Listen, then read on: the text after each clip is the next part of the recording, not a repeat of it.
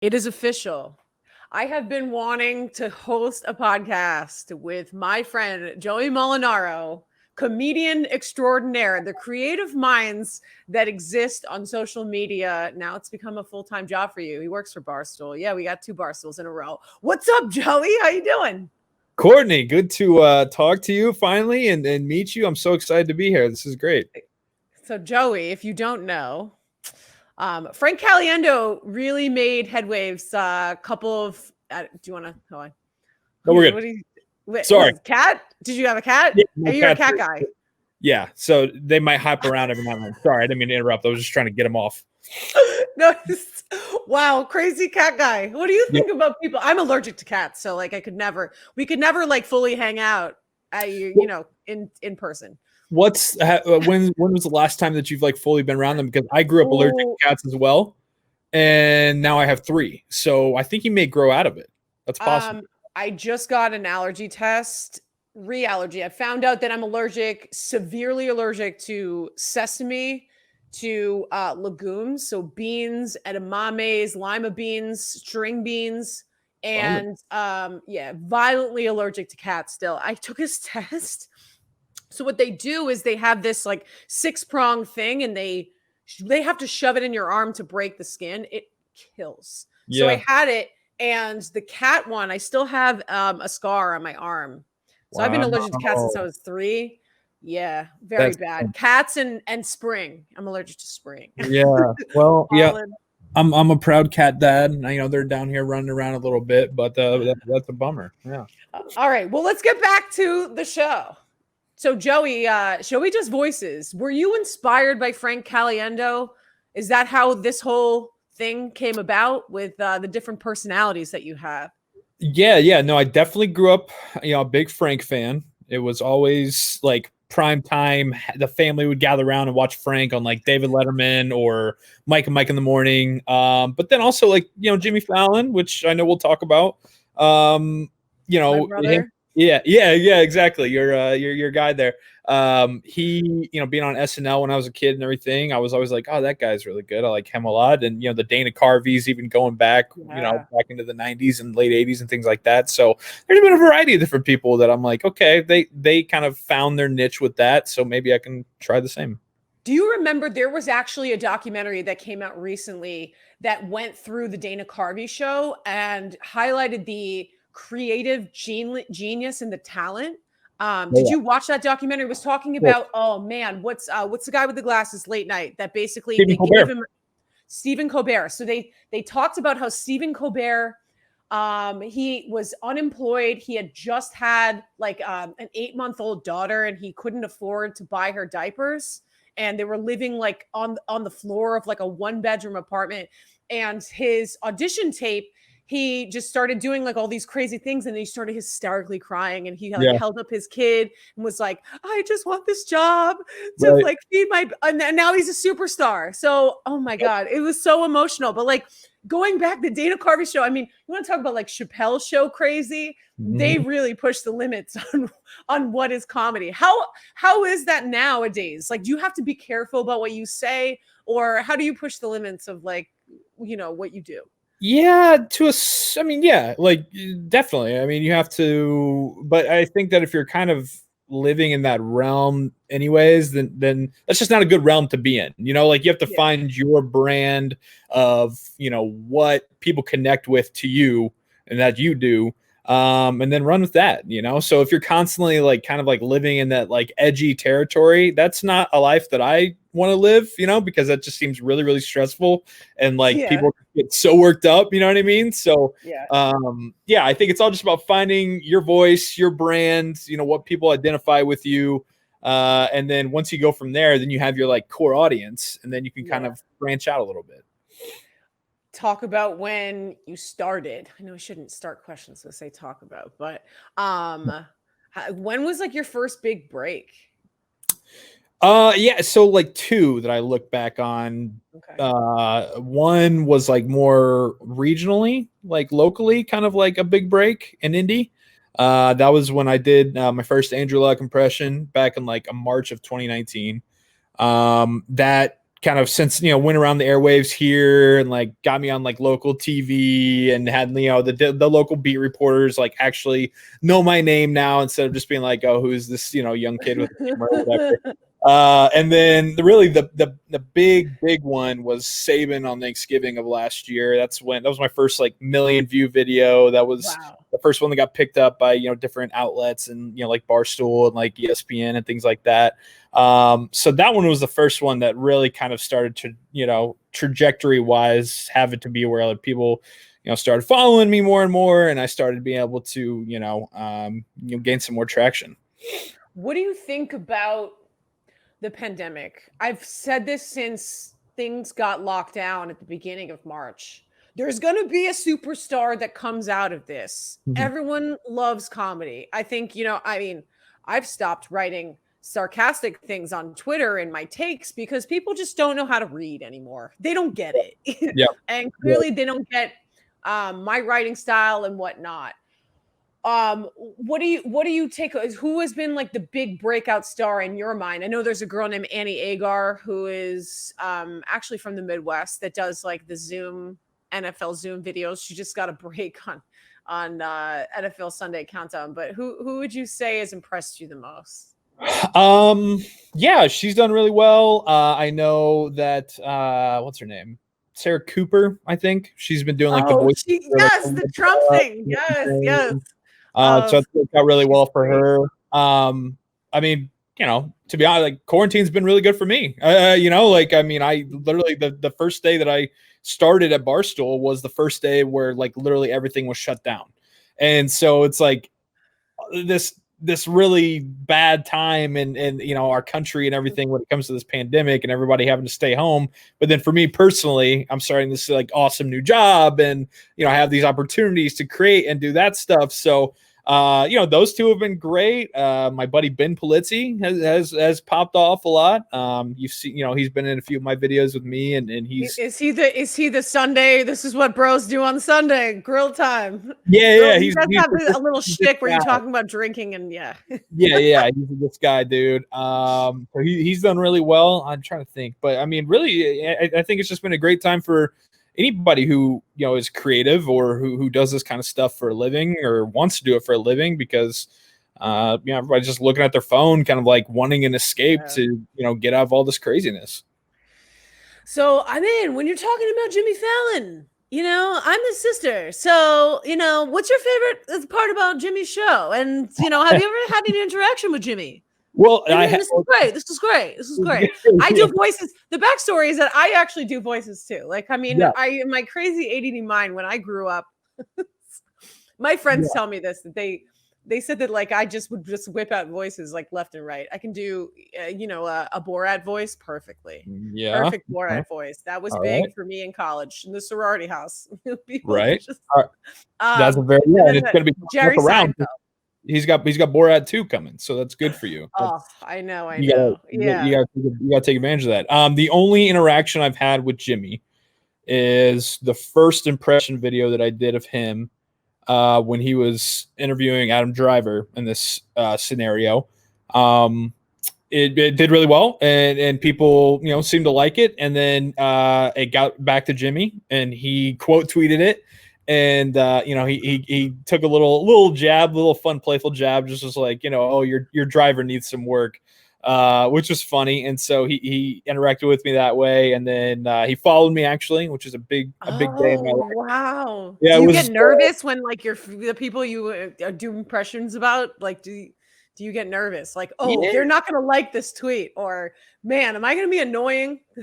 Right. Yeah. It's weird with a guy like Jimmy, because I've looked up to him and been a fan for him for so long. And so it's like such a big deal to have him follow me and like respect me enough to one, comment on that, but then also follow me.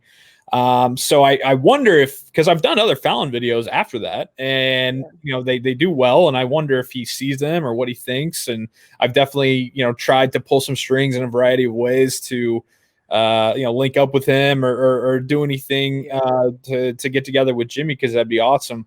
But that's the only interaction I've had with him. So I'm still working on it. But I know that I mean, apparently everybody just thinks, my buddies were like, oh, you see his sister retweeted it? And I was like, I don't think that's his sister, but maybe a cousin. I don't know.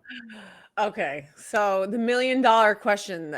I swear, if I had $1 for every time someone asked me if I was his sister, Yeah. the backstory on that is that I've been to about 5 or 6 of the Late Night with Jimmy Fallon shows. I am super Nice. close with the members of the Roots, which are his band.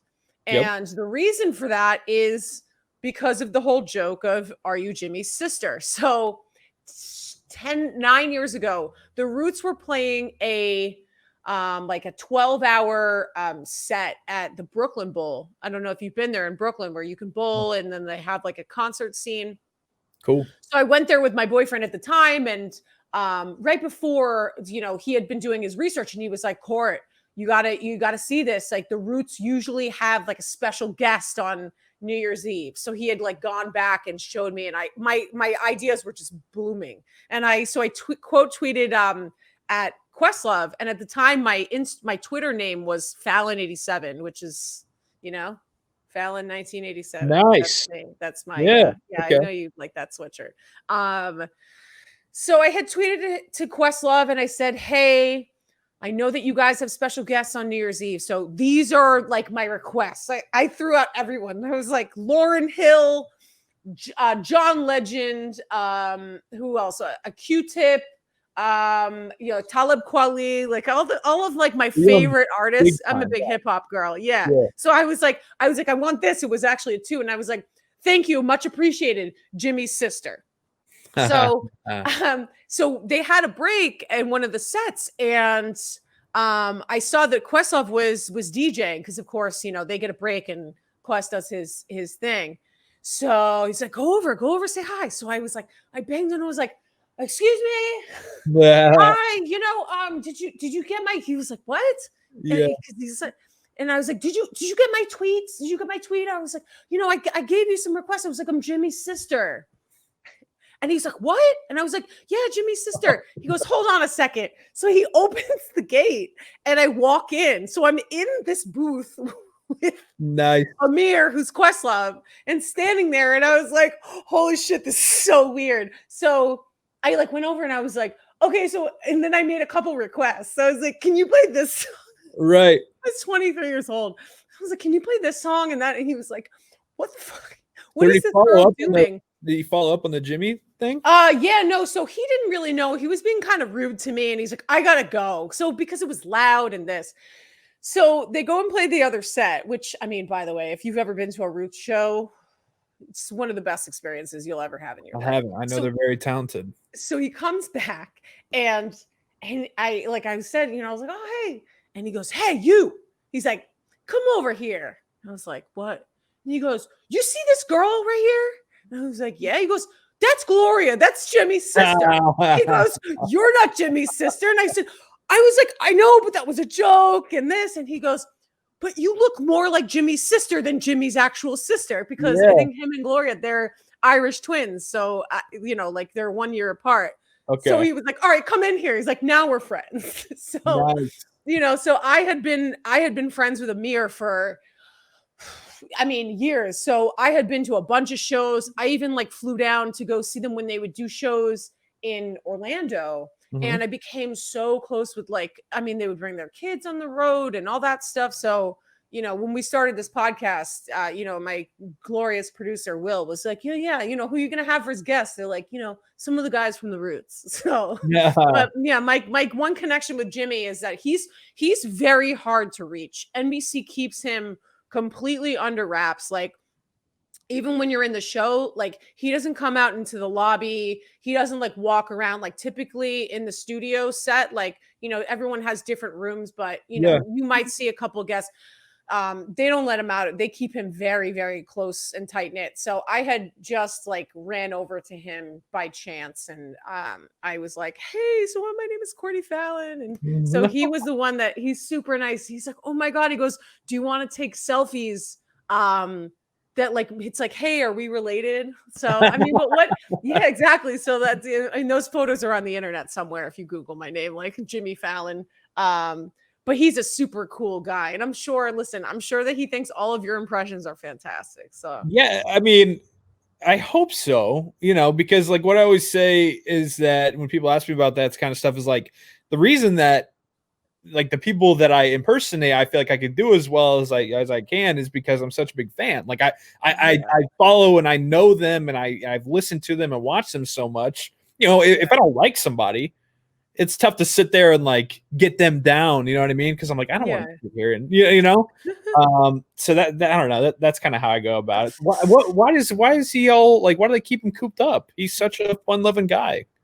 Because he's so nice. He's just a really very kind and generous person. Mm-hmm. And I don't know. I mean, when they pay you about $20 million a year, I'm sure that they just want to keep you under wraps and under control and just protect him, I guess, to that extent. I'm not really quite sure why they do it, but I mean, yeah, he's like probably, I mean, Donald Trump, our president, or, coming up to an election, possibly not president. I don't know.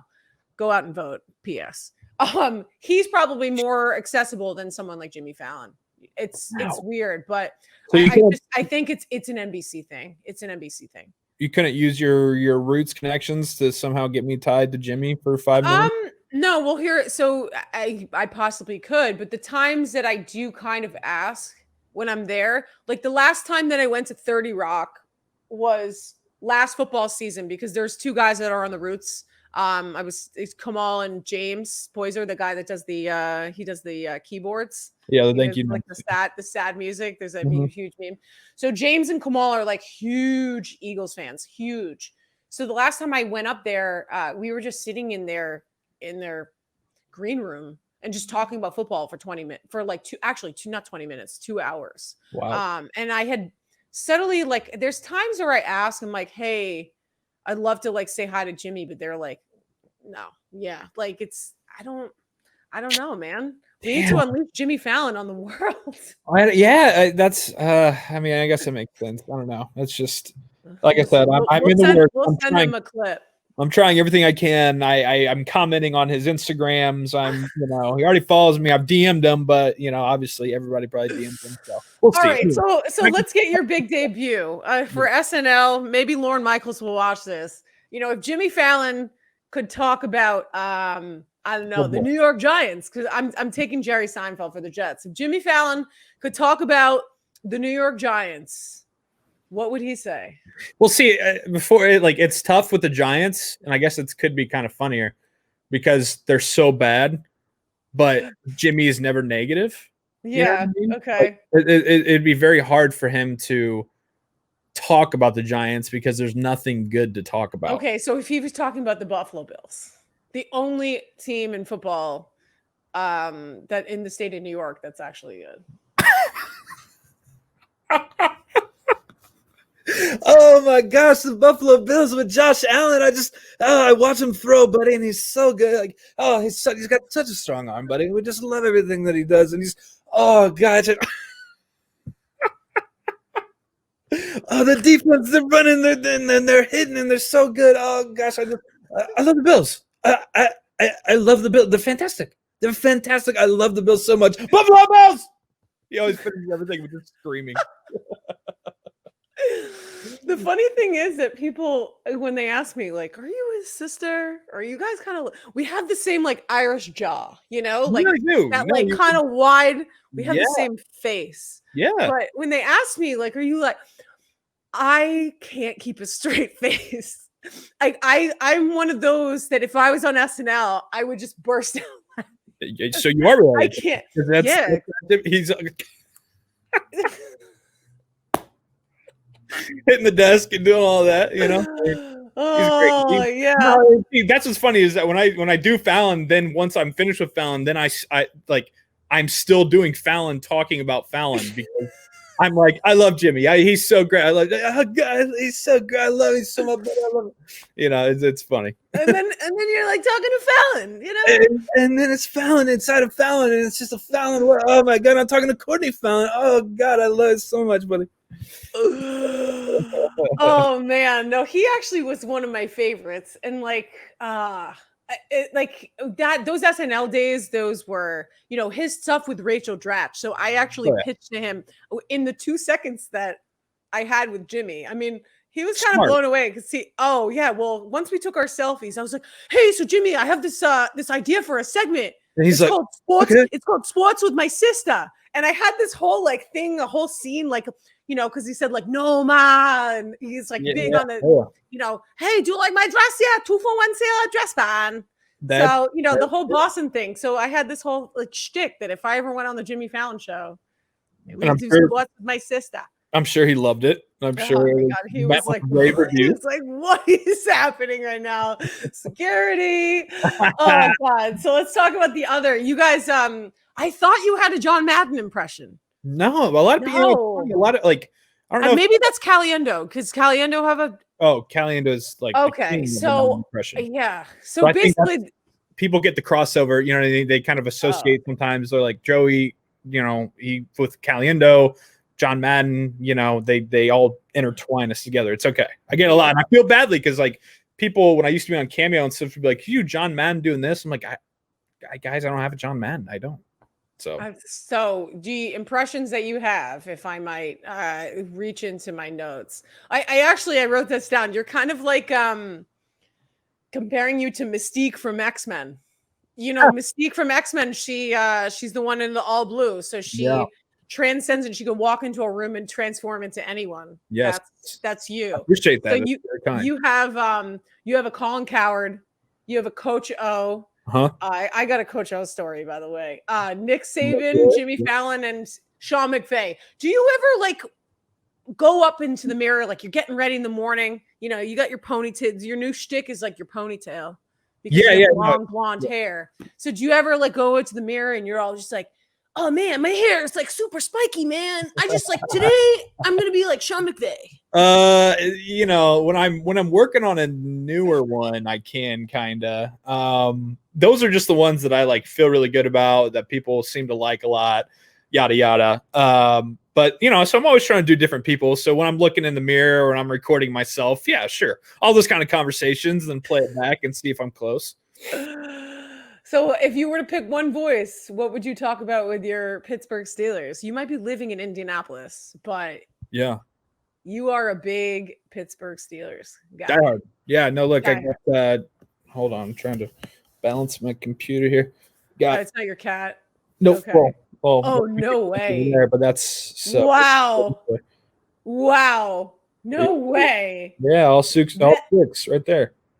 You know who's gonna love that? Right. Is Joy Taylor. Joy Taylor of it's Colin Coward, Boy's my she's a diehard Steelers fan. Of course, her brother is the Hall of Fame defensive end for the Dolphins. But love Joy. Talked to her multiple times. I've tried to get her on my show. She apparently I can hook that up. I can see. Listen, like I'm like the plug. Yeah, I'm the female plug. I can hook that up. But she is like apparently kept under pretty hardcore wraps from Fox. Maybe she's just ducking me. I don't really know. We haven't talked in a few months, but anyways, yes, Joy would love that. So all right, so Colin Coward gets on the show this morning. What does he say about the Steelers? This is the Herd. Joy, I don't know if you saw over the weekend, my boy Baker. He got completely dominated by the Pittsburgh Steelers. And I was wrong about the Steelers. I was wrong about the Steelers. They've got a pass rush. They've got Big Ben playing clean. They're coming after you. I was wrong about the Steelers. Joy Taylor with the news. The Steelers, I think, are a top 5 NFL team right now. I was looking up there. And I mean, it just goes to show the rookie wide receivers, although, some of them, Jerry Jeudy was kind of a dud this weekend when I watched the Patriots and Broncos game. But CeeDee Lamb has been the only bright spot for the Dallas Cowboys. Chase Claypool. What can you say about that young kid who, again, 2 weeks ago had four touchdowns, last week or last Sunday, a couple of days ago, 2 touchdowns, practically carrying the offense. Yeah, no, he's unreal. He's my guy. That's what's been really cool is like side note with all this is like now I'm like friends with Steelers players, which, a weird. That's the perk of being working for Yeah, Barstool, man. Come on. yeah, it's like a weird transition for me, but it's very cool. But no, he's unbelievable. I mean, he was taken in the second round. At the time, it was like, do we really need another wide receiver? But because they just drafted Deontay Johnson last year, James Washington the year before, you got Juju. You're like, what do we, but you trust the Steelers with wide receivers because they've hit so many times. And then you start looking at, okay, 6'4", 240, runs this fast. And, he's just a freak. And you're like, okay, got to feel pretty good about Ben having this. But I think, like you said, with like Jerry Jeudy, he's kind of unfortunately the product of his environment. Yeah, exactly. I mean, if he was with Big Ben and had, the rest of the Steelers offense around him, he would probably be thriving a little bit more, maybe not as much as Claypool, but a little bit more than what he is. So I love it. I mean, I think he's a front runner for Rookie of the Year so far. He's a legitimate number one wide receiver, and I can't wait to see him keep killing it. What can you say about Big Ben's resiliency? We've known about this guy for years. I mean, he's pushing 240 all the time. He's one of the toughest guys. His wife is a nurse, I believe. So every time that he come down with like 7 injuries, it's like she would just wrap him up, tape him up, and he'd be ready to go. Yeah. He really surprised me. I thought that this was the end of the Big Ben era, and he's come back with a vengeance. You could say as many people, comeback player of the year, all that. Big Ben is making an argument for, at least right now, placing a couple more years at the end of his career. What can you say about his resiliency? Yeah, no, I never doubted. I've been leading the Big Ben Revenge Tour since, he went out last year. A lot of people, like yourself, and rightfully so for, people on the outside were talking about this is the end. He's washed up. He can't do it anymore. And I never had a doubt. He's playing his best football of his career in 2017, 2018 before a freak arm injury last year. It's fully reconstructed. He's got one of the best offensive lines in football. He's got young playmakers around him. I've said all along, it's like that full circle at the beginning of his career. He would make plays when he needed to. He would not, he would try to be efficient as possible, let the defense kill it, and that would win games. Now, defense is a top 5 defense in the league. They're locking people down. They're getting after the quarterback. All he's got to do is make a few plays, to set him over the top, because that Steelers team went 8-8 last year with my friend Duck Hodges. Is what it is. My friend, unfortunately. Yeah. But they went. You're like, this is my buddy. That's my guy. I know it's I call him on the weekends. It's a tough spot, but it's like, I never understood why people like Cowherd said the Steelers were going to go 7-9 this year when they went 8-8 last year. When you're getting your Hall of Fame quarterback back, and another year the defense, it just didn't make sense to me. I was like, they're not going to regress. Yeah. So Big Ben, he's playing clean. He's playing some of his most efficient ball he's ever played. He's not turning it over, and you gotta love it. You gotta love what you're seeing from him. Minkah Fitzpatrick, that's the trade that everyone thought they lost. He's practically stealing. He got a pick 6 on Sunday. That defense, you're talking about number 1 in the league in sacks. Number 1 in the league. They just lost Devin Bush, but what is about? I mean, we're still talking right now. I was listening to a couple people on the Around the NFL podcast, and they're talking about the Titans offensive coordinator now being the next guy that is going to be plucked out. Is anyone in your coaching staff really stuck out to you? I mean, I know Mike Tomlin runs a great ship. Yeah, no, I mean, that's the thing, is that Keith Butler, the defensive coordinator, he's been in Pittsburgh for a long time. He was a linebackers coach before he was a defensive coordinator when he got elevated to that spot in 2015. And he took a lot of heat. I mean, that's pretty common in Pittsburgh. Like, the coordinators and the coaching staff will take a lot of heat. 8-8 is not acceptable. It's got to be better than that. But now you're seeing, with all that talent that they loaded up on the defensive side of the ball, including the trade for Minkah, Keith Butler's really making it dividends with that. And then, Big Ben has such a great relationship with Randy Fichtner, the offensive coordinator. That's the main reason why he's the offensive coordinator. He was a quarterback's coach. He was tight with Big Ben. Todd Haley gets the boot. They elevate him to offensive coordinator because him and Big Ben are so tight. So I wouldn't think that anybody's going to get plucked for a head coaching position. I think that, you're holding pretty strong with Tomlin, Butler on defense, and Fichtner running the O. So it's kind of like a Josh McDaniels situation in New England. Like, yeah, he Yeah. might leave, but he's probably not. My last Steelers question to you. I think there was a quote this past Sunday that Big Ben said, "This feels like a Bill Cowher team, just the way that they're rushing the ball." And James Conner, Yeah. I'm not Benny Snell, obviously, he's not the bell cow there, but going with that in mind, I always think back when I hear Bill Cowher, I just think of the old Patriots Steelers rivalries. It's like we went to fucking Pittsburgh every single year. It was like, why did we have to play You always in beat this us. terrible? In Yeah, the playoffs, I you know. always beat us. Yeah, okay. Yeah. Well, thank you for that. It Yeah. makes me feel better about things that are currently right now. Yeah. But would you say that the Patriots and Steelers was your biggest rivalry in the last 10 years? I would say the Patriots were the biggest obstacle. Obviously, I still think that the Ravens were have been and continue to be the biggest rival for the Steelers, and in interdivisional foe. But I wouldn't say the Steelers and Pats were rivals because the Steelers never beat them. The Patriots were always, like I said, the biggest obstacle to the Steelers. It was always a big game when they met because it was usually, for seeding or either in the AFC Championship or something like that. But they're few and far between the times that Pittsburgh came out on top. So I wouldn't say that they were rivals at all. I have great respect for the Patriots. They're never a team that I hated because I was like, they're just good. Like, you just have to respect them. Like, I hate the Ravens because we beat up on each other and they're a divisional rival. I think we're superior to the Ravens. So I don't think that about the Pats, especially in the past 15 years, right? So not a rival in my opinion. They were the obstacle, but not a rival because we just didn't beat them. Speaking of rivals, I'm certain in the log cabin that Andrew Luck is living in Germany and doing as architectural digest designs to the extent that he's happy with life after football. What would Andrew Luck say about watching Philip Rivers in his old spot? Always a little weird to see an old competitor, an old rival, you could say, playing in your old home. But Philip's a good guy, and it's a good team, and very, very excited about the progress that he's made, and just hoping for the best for the Colts.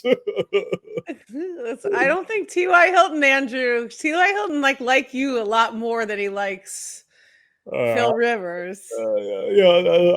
I have a lot of Why do you respect. want to steal his best friend away from you? A lot of respect for Ty and Philip too. So I have no comment on that. I love that. The Andrew Luck. What did you think of that? The Twitter account with like the Captain Andrew Luck. Great. No, it's I'm pretty sure that the person who runs it still is anonymous, because obviously, there's been plenty of people reaching out trying to do interviews, who's doing this. And I think they've done interviews, but they say they want to remain anonymous. So, there was, I think the Colts in like 2018 did a little bit where it was like, they revealed that it was Andrew Luck actually running the account. Oh yeah, this is some social media joke. All the social media accounts in the NFL getting a little crazy. Right. So no, it was fantastic. I think it would be hilarious if Luck was pulling a fast one on us and it was him, but from my sources, I highly doubt that. I highly doubt that too. What's it like being, Steelers and watching the Colts this year? I don't know. I mean, you can't really judge against a Bengals defense and a Bengals secondary. That's just, they continue to kill themselves. But coming back, there's a lot of narratives that, keep playing up to Phil Rivers right now, that he's washed up. He doesn't have a good arm. But I know you had you were having a quick laugh on Sunday.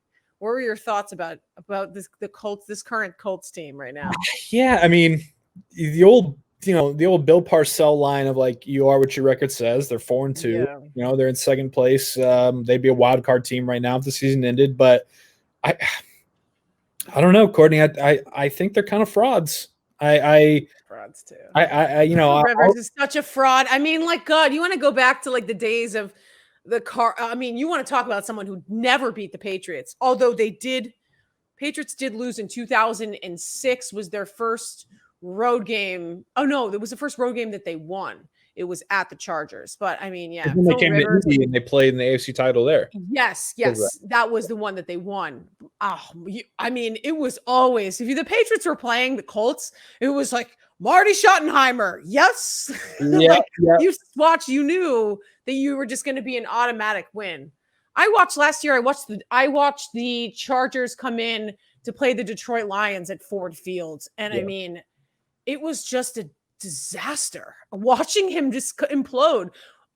All of these old quarterbacks, and you could say the same about Tom Brady and Drew Brees. Do you think that there should be kind of a limit on how many years that they play in the NFL?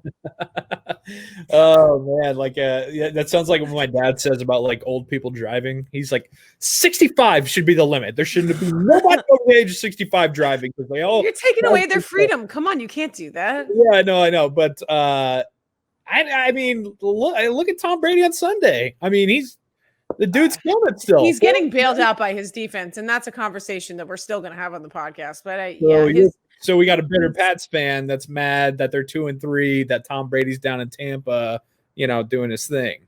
That's what that is, right? No. Yeah. Okay. Well, Drew Brees. Yeah, I don't know.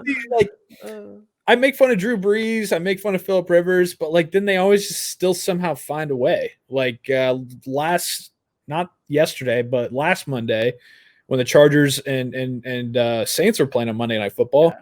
I mean, Drew Brees looked like a total joke for 3 quarters. You know? That's what I'm saying. It's like they go through these waves of playing well and then bailing their asses out, because Phillip Rivers bailed his ass out against a bad Bengals team, and their records, you are who you say you are, but at the same time, they're just a house of cards. I find it to be just an interesting thing. I mean, just even thinking about Big Ben, I said that he was going to have a couple of years left, but I feel like Big Ben would be the type of person that would say, okay, I'm not up to par, I'm going to walk away right now. But like, yeah.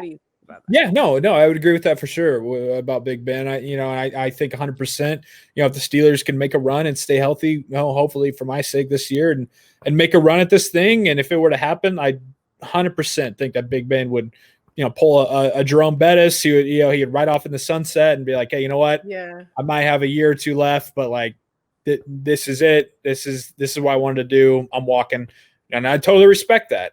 I don't know. Would Tom Brady do the same?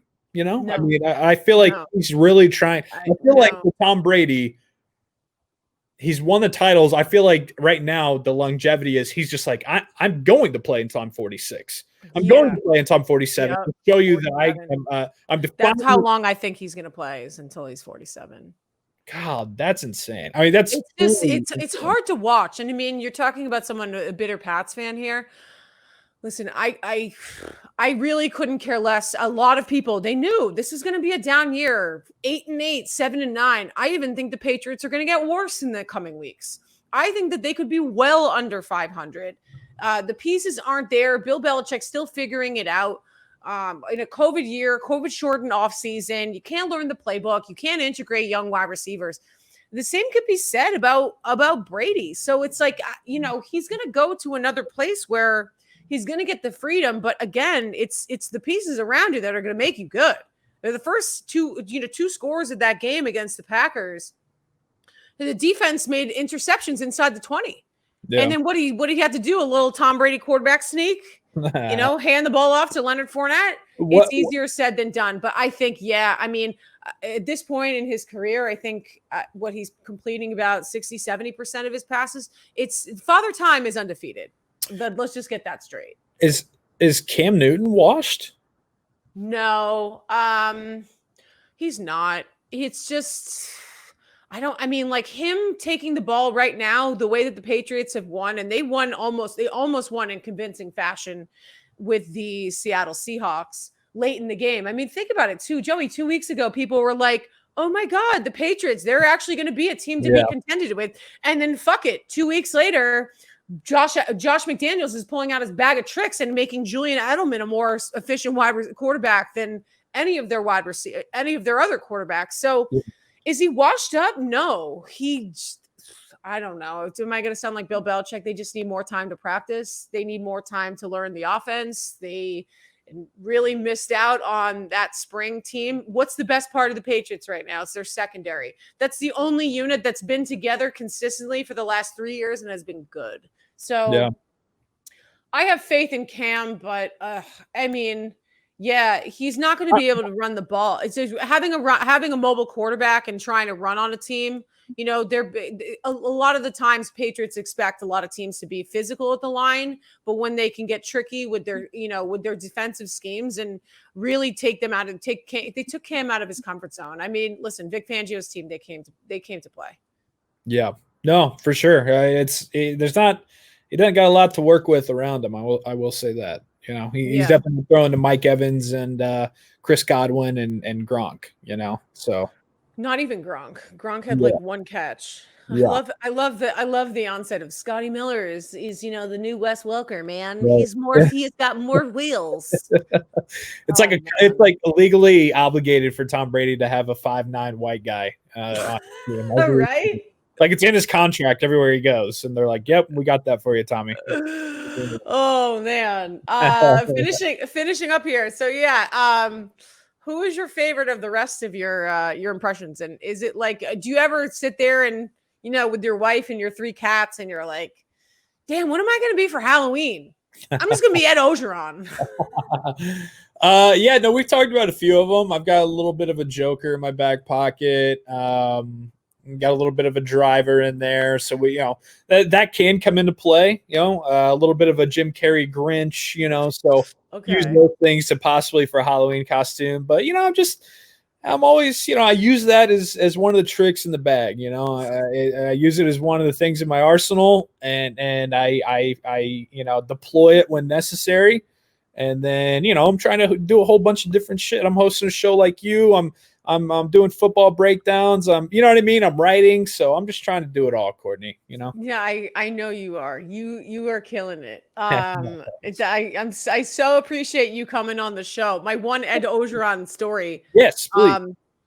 I was down in Baton Rouge a couple months ago and I saw the tiger. It was great. It was so cool. So Mike? Yeah, I saw Mike the Tiger. It was hot there too. So I mean, they got to keep him cool. I think they spent like $6 million on an encasement because they were trying to move him. Yeah. But yeah, Ed Ogeron. So I found out that Ed Ogeron, did you know this? That right after the national championship with Joe Burrow, he divorced his wife. Oh yeah. No, yeah, for sure. Okay. It's such a G move. He literally won the national championship, one of the best rosters in college football, and then divorced his wife and started like doing laps around the LSU campus. I mean, yeah. Does that elevate him to legend status in your book at least a little more?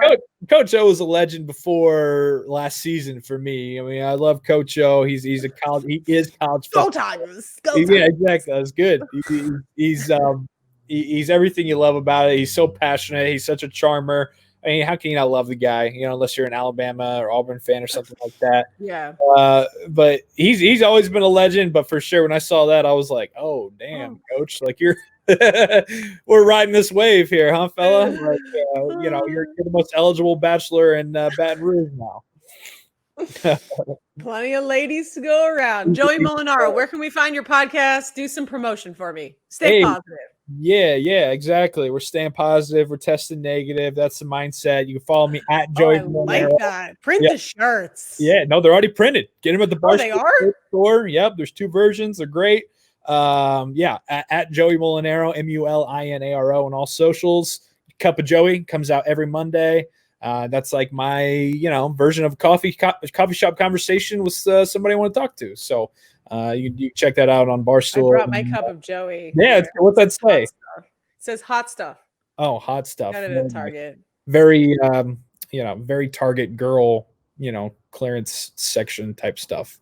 I got to tell you, I'm not like a girly girl, as you know. Yeah. I mean, like clearly with my sweatshirt kind of tomboy situation, but yeah, I vacillate very, very strongly between very girly and very masculine. That's a Was that a Goodwill find, by the way? That sweatshirt, or what? Oh no. Oh, so I want to promote this. So yeah, I scour the internet, and obviously I'm not ordering left and right, but I scour the internet for vintage t-shirts. So this came from a vintage shop. It's called SLCT stock. SLCT stock. They're based out of Bloomington at Indiana University. It's a great, it's a great vintage shop, and they a lot of the stuff, it's $30. Like they just do flat rate stuff. So any t-shirt, any sweatshirt, they post it on their Instagram. You just DM and they order it. So yeah, Nice. Goodwill find. That's I mean, I step it up a little bit. I do my research. Hey, yeah, there's nothing wrong with a really good Goodwill find, though. I mean, Yeah. that's the best stuff. But wait, sorry, I'm taking over. But so any connection to Indiana University, or you just liked it? My best friend, like really in life, she went to Indiana University. So that's There how it I found the connection Cool. there. I've Yeah. never actually, no, I went to Purdue. That was the one weekend that I went in Indiana. I love Purdue. Yeah, Yeah, Purdue was that was a fun weekend, Yeah. party weekend. Great campus. I'm going there this weekend. Yeah, Oh, let's get it going. let's go. Little five, I think that's the big weekend. That's at Indiana though. That's a big party weekend, like the Little Five, the Grand Prix. Yes, at Purdue. That's the equivalent, I guess you could say. Okay. Yeah. All right. Well, Joey, thank you so much for your time. This was fun. Absolutely. No, it was great talking. Great to finally, we've been going back and forth on social, and good to, put, the name to the face and everything like that. So it was a blast. Thank you. I'm verklempt. It was like I'm so happy. I'm so happy to talk to you. Yeah, I know. I'm a creative mind, and I love other creatives who are just out there just trying to hustle. And listen, the best thing you can do is make me laugh, because I love it. Like comedy is just it's that's what we're trying to do. That's what we're trying to do here. Positivity all day. All right, Joey, thank you so much. Have a good week.